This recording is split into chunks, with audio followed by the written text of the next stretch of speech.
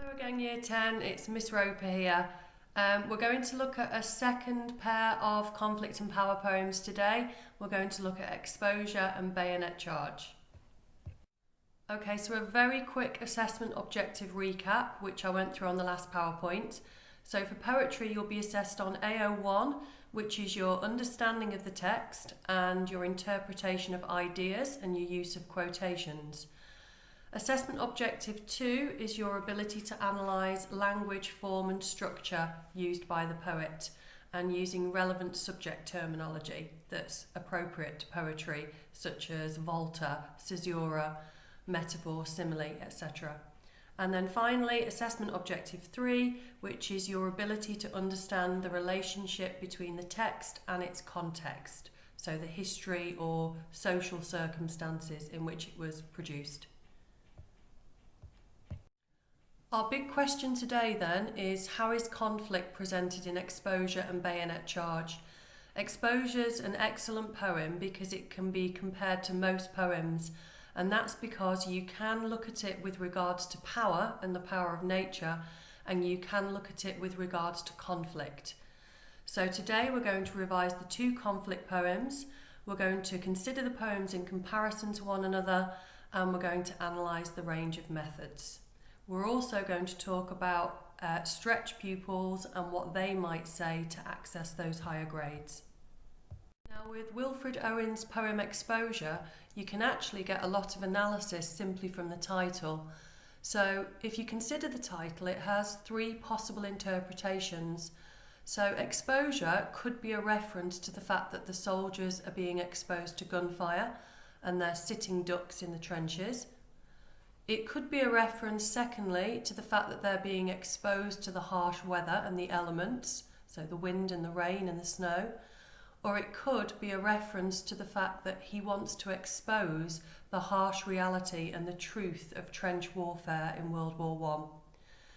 So, like it says at the bottom of this slide on the left-hand side, none of those interpretations is more valid than the others. You may, however, wish to look at interpretations 1 and 3 when we're looking at this poem as a conflict poem. And option 2 would be more valid if we were looking at this poem as a power poem with the power of nature. But they are all valid interpretations of that title. And if we think about assessment objective 3, the historical context, it's really important to be aware that his poem is autobiographical because Owen did actually fight in World War I. So it's a first-hand account of his experiences. That means that it's quite a reliable source of information about trench warfare, and it's noteworthy that Owen himself did actually suffer quite a lot during World War I. For example, he was hospitalised at one point with shell shock. Now, shell shock is the old-fashioned name for post-traumatic stress disorder, but it wasn't fully understood back in the early 20th century, so it wasn't treated as effectively as it might be nowadays.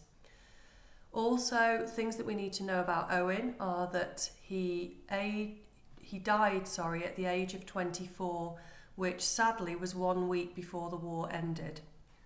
Now, he writes lots of war poetry, and his poetry is his documentary of the war as it really happened to the soldiers. So his poetry does fulfill his intention of exposing the truth about war, so that truth that is behind the propaganda.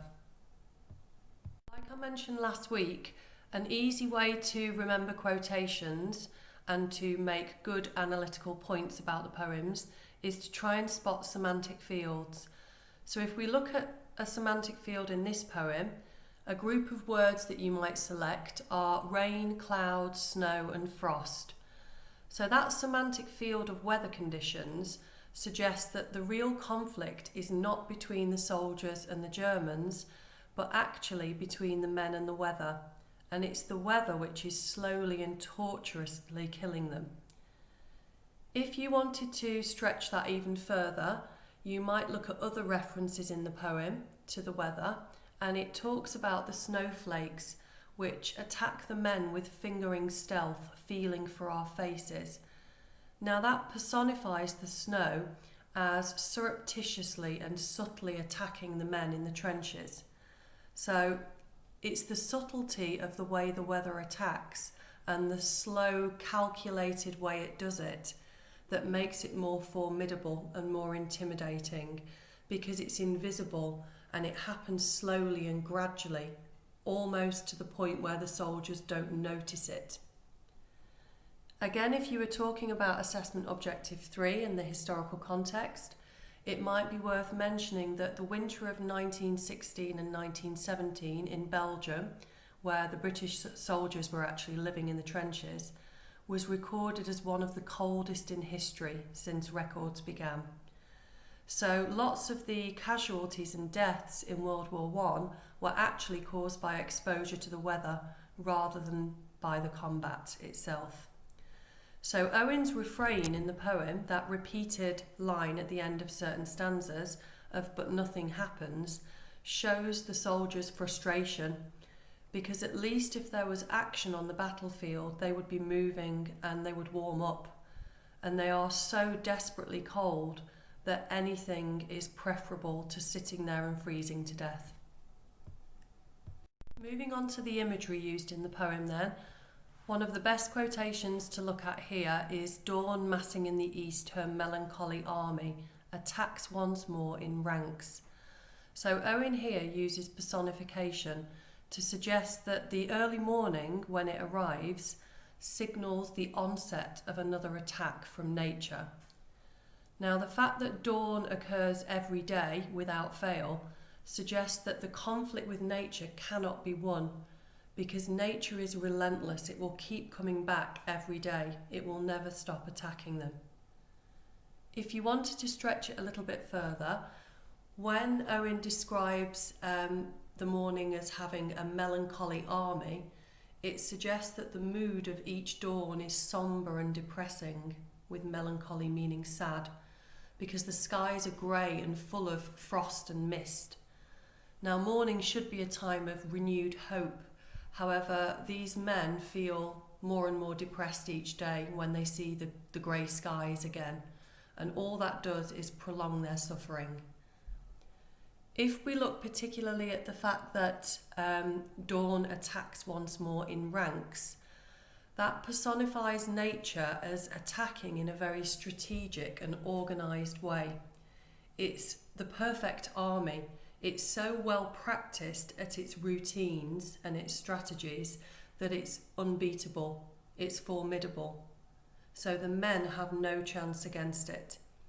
So dawn has been functioning in that way since the beginning of time, making it a far superior opponent to the men. The fact that all of the elements of dawn, so the frost, the mist, the fog, they're working together and in sync, again just reinforces what a superior opponent dawn is. You may get extra analysis out of the fact that dawn's personified as female, so you could talk about that, suggesting perhaps that, Mother Nature can be quite harsh rather than nurturing, which is what we usually associate with females. So I spoke last week about how analysis of structural features in poetry can actually elevate your grade significantly. So we're going to talk about how Owen uses in this poem end-stop lines and ellipsis on several different occasions. So the ellipsis, when he uses that, it suggests that the men's suffering in the trenches persists indefinitely. It just seems to be ongoing. There doesn't seem to be an end to it. They simply have to endure it and put up with it. He also uses an example of an end-stopped line, which is where a line of poetry ends with a full stop, after sudden successive flights of bullets streak the silence. Now, the end stop is suggesting there that the bursts of gunfire are ended abruptly and suddenly. Now, following that gunfire, there's this very unnerving silence, which in some ways is more torturous than the sound of the gunfire itself. So it's a little bit like when you go to the dentist. sometimes waiting in the waiting room can be more nerve-wracking than actually being in the chair and being treated. So for these men, the fear of impending or upcoming combat can actually be more intense than actually hearing the combat. So after they've heard the gunfire and then it stops suddenly, they're waiting expectantly, waiting for more gunfire, and that can be more nerve-wracking than anything. Now that idea is reinforced by that refrain again, but nothing happens, because again they are waiting for something to happen indefinitely. We're also told in the poem that they are worried by silence, which in itself seems quite ironic, because silence usually represents peace. However, these men can never rest at peace because they're always anticipating what's coming next. If we make links to assessment objective 3, the historical context, again, you might just want to talk about shell shock. So it's quite understandable that these men inevitably suffered with shell shock, which is the old-fashioned term for post-traumatic stress disorder, because they were constantly living in fear of upcoming battle. Now, as I said earlier, it wasn't really recognised as a mental illness back in the early 20th century, so it wasn't really treated effectively. Now, that fear that the soldiers had and that anticipation that they lived with of upcoming gunfire would result in them experiencing paranoia, flashbacks, and a constant state of nervousness and anxiety. So if we sum up some of the ideas that seem to be presented in Owen's poem that link to conflict, he seems to be suggesting that conflict during World War I was often between the soldiers and the elements rather than between the soldiers and the Germans. He also might be implying that conflict with nature is one in which mankind will never be triumphant.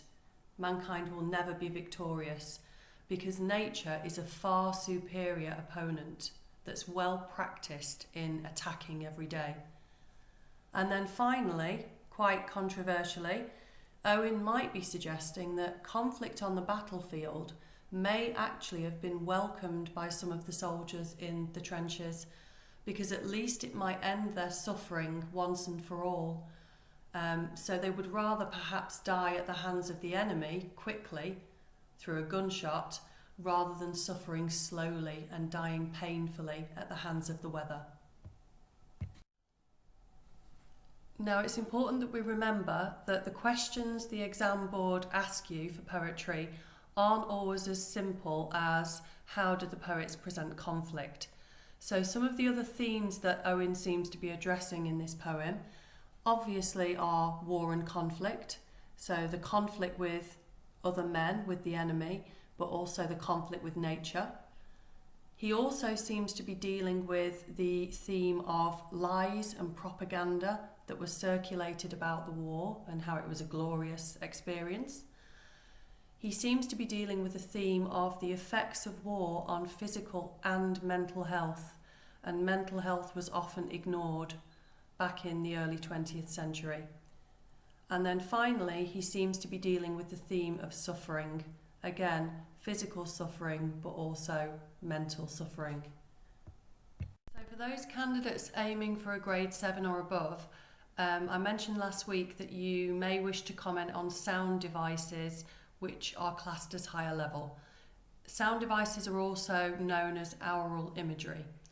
So one quotation that you might refer to is "The frost will fasten on this mud and us," where that repeated use of the F sound, otherwise known as the fricative F sound, could possibly imitate the soldiers shivering. If you think about the quotation, "Sudden successive flights of bullets streak the silence," you can probably hear the use of sibilance, the repeated use of the S sound. And here, that imitates the sound of the gunfire whistling through the skies. So that enables the reader to empathise with the soldiers, because we're able to hear those sounds of the battlefield for ourselves.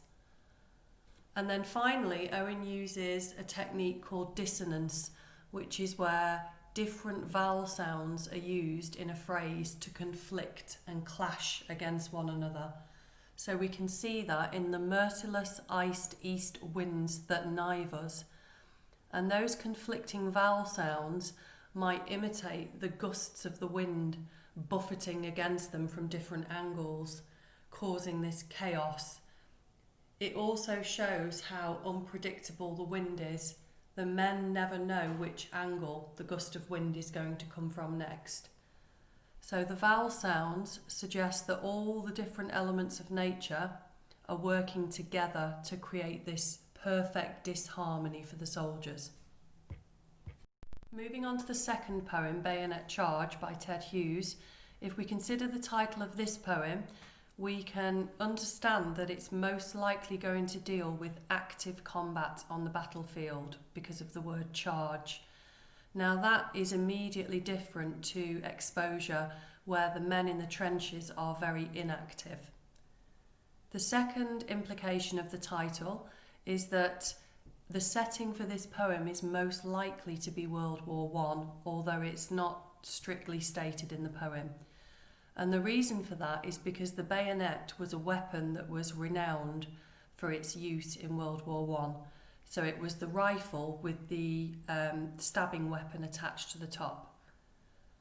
The third interpretation of the title is that there may be close combat in the poem, because the bayonet would be used at close range when you were in face-to-face combat. Now, if we consider using the title as a quotation, our first quotation, you may wish to talk about how the whole poem focuses on one anonymous soldier's experience of conflict on the battlefield. Now, that makes the poem particularly powerful and poignant, because we as the readers experience the intense fear of that soldier alongside him. And not only that, but his anonymity implies that his experience represents the common experience of all the soldiers in that war. So he represents every other soldier. If we're thinking about assessment objective 3, historical context, the difference between Ted Hughes and Wilfred Owen is that Hughes' poem is not autobiographical, so he never fought in World War I himself. In fact, he wouldn't even have been alive in 1914 to 1918. However, his poem does present a very plausible account of one soldier's experience of going over the top. That was the phrase used to mean that the soldiers were leaving the trenches and launching an attack on foot against the enemy. If we consider the words that Hughes uses in his poem then, so a semantic field, we've got a pattern of verbs in stumbling, lugged and sweating. So again, easy quotations to remember. So that pattern of verbs typifies the experience of these soldiers in the trenches, and it just supports the fact that these soldiers were suffering, they were exhausted, and they were in extreme discomfort, because all the verbs are quite negative. If you were to analyse each verb individually, you might say that the verb stumbling implies a clumsiness to the soldier's movements. And that clumsiness, because obviously the soldier has to get up out of the trench and run straight away, it implies not only that he's just woken up, so he's not fully agile, but it also suggests that the ground that he's running across would be pitted and uneven because of all the shells and the gunfire damaging the earth. Also, his boots would most likely be covered in clods of mud, so that would make speed impossible when he's running across that field. If you were then to look at the verb lugged, that suggests that the soldier's struggling under the weight of his rifle, and that would be due to exhaustion and malnourishment, because obviously they wouldn't be eating well in the trenches after many months. And finally, the verb sweating implies that activity and movement when you're wearing such a heavy uniform is very physically demanding, particularly if that uniform is also wet and covered in mud, especially after you've been inactive for so long and your muscles have probably started to waste away. So with that in mind, we do need to make links to the historical context and talk a little bit about life in the trenches. So it was notoriously hellish. So the trenches were often flooded, and that would mean that the men's boots and equipment was waterlogged all the time. Now that would cause things like trench foot, which is basically where your feet would rot inside your boots. And obviously the water would get inside the weapons and cause them to malfunction, which obviously would have devastating consequences on the battlefield. Many of the men actually lost their boots in the thick mud because their boots were sucked off them. And as a result of that, lots of men would sleep in their boots, also because men would steal each other's boots if theirs got lost in the mud. So when they slept in their boots, their feet were simply rotting more and more. Also, starvation and illness were common in the trenches as the war continued indefinitely. There was no end to it, it seemed. And the trenches were often filled with feces, with poo and urine from the flooding, and that inevitably caused illness and disease. So there were instances of men going to sleep next to dead bodies for several days. One of the most powerful images that you can look at within this poem, Bayonet Charge, is the simile. King, honour, human dignity, etc. dropped like luxuries when he's running across that battlefield. So that simile suggests that the young men were often persuaded to enlist to join the army by powerful propaganda that convinced them that they would be fighting for this very grand cause.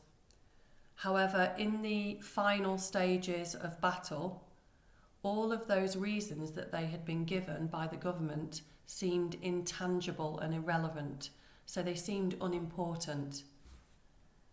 Now, if we think about that simile there, Hughes seems to be comparing those reasons given in the propaganda as being like luxuries.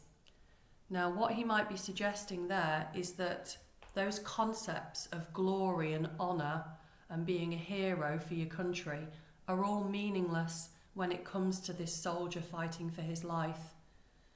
When it comes to the heat of the moment, the only thing that matters to that soldier is his primal survival instinct, which is to kill or be killed.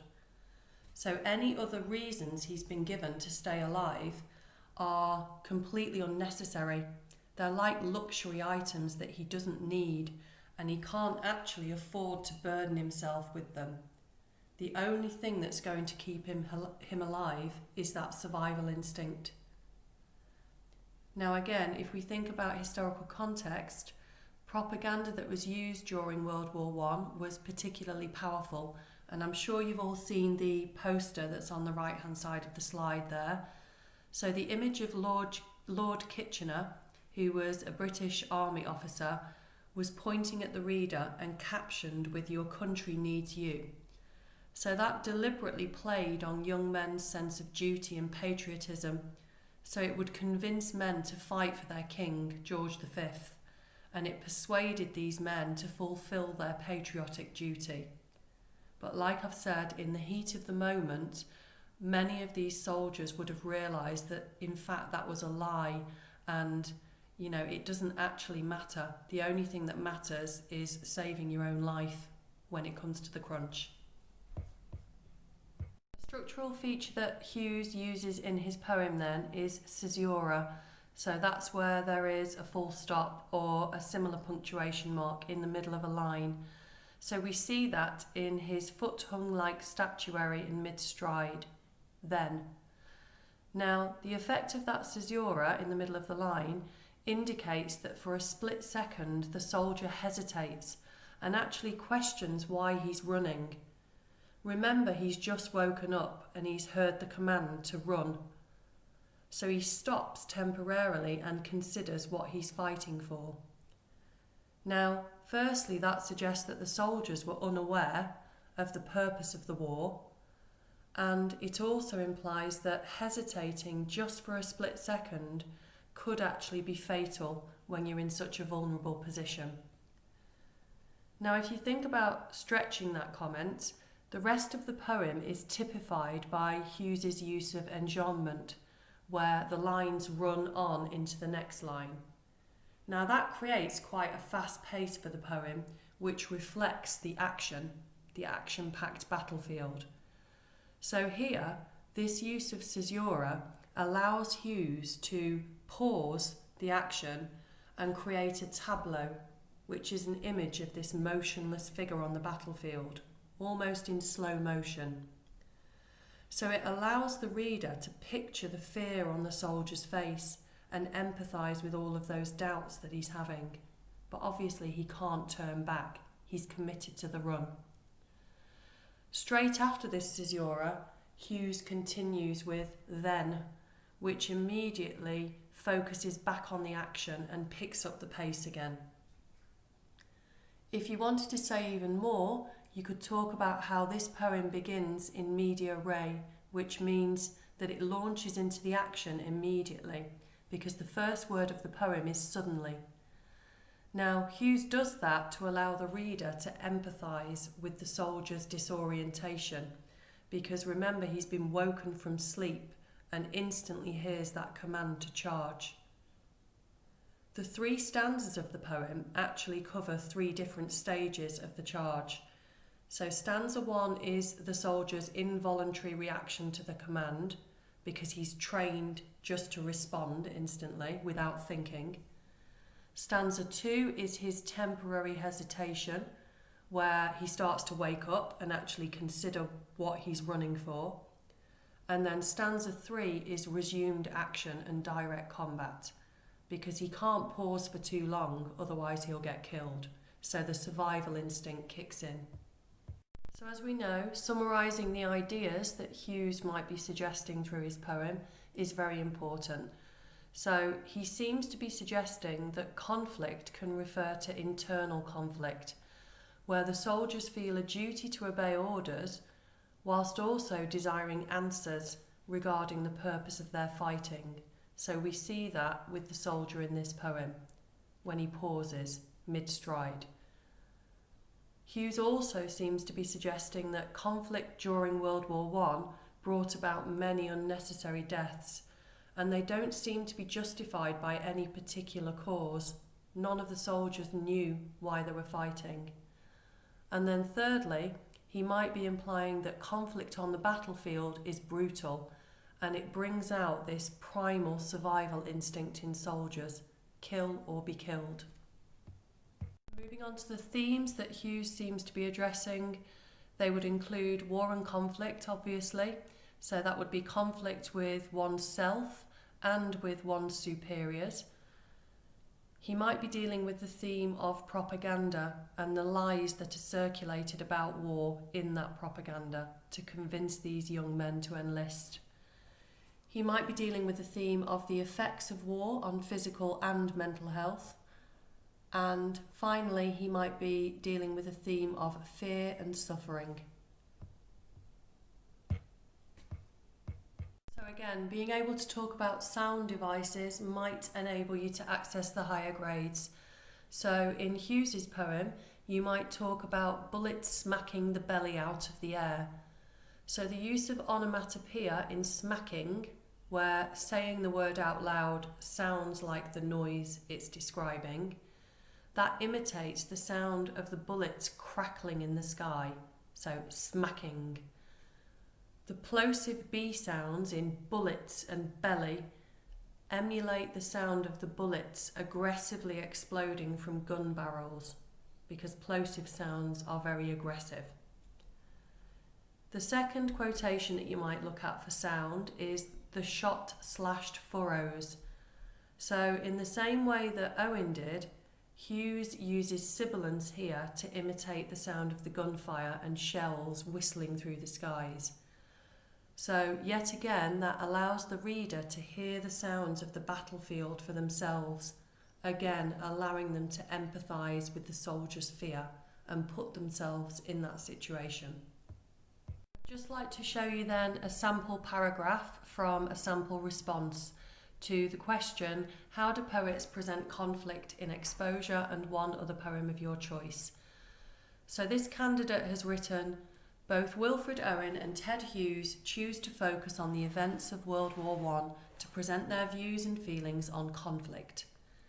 In both poems, conflict, or more specifically, war, is something that causes much misery and suffering.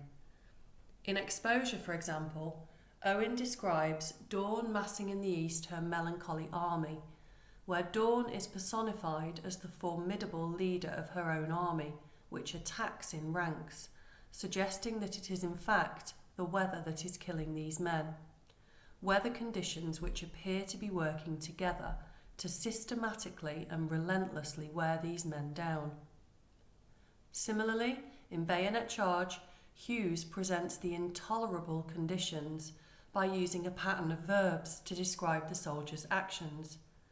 Stumbling, lugged, sweating. These verbs collaborate to imply that the soldier has been weakened significantly by the malnourishment and exhaustion that would have been inevitable for a soldier eking out an existence in the trenches of World War I, which would often be hotbeds of disease and illness due to their frequent flooding.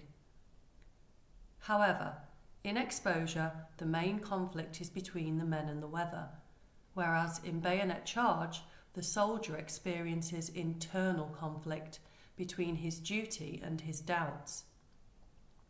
So what you can see there is this candidate, if you look at the words that are in bold, those are the words that show comparison. So we can see that in the first paragraph they're pointing out similarity.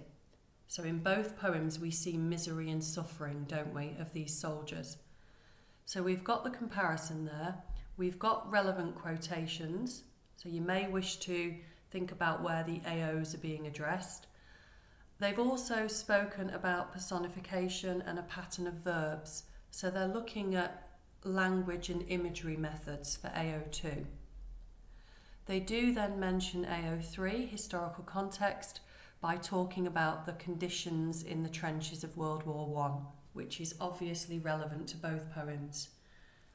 The start of the second paragraph there is showing that you can then point out a difference. So the difference between the poems is that in Exposure, the conflict is between the men and the weather, whereas Bayonet Charge, it's between the man's desire to serve his country, but also his desire to protect himself. Just to recap what I said last week then, some top tips for when you do write essays on poetry. Don't worry if you struggle to write comparatively, like on the previous slide. You can just write a whole section of your essay on the first poem, then use a connective, and then write a whole section of your essay on the second poem. That's fine, that's acceptable. Remember also that you don't have to write an equal amount on each poem.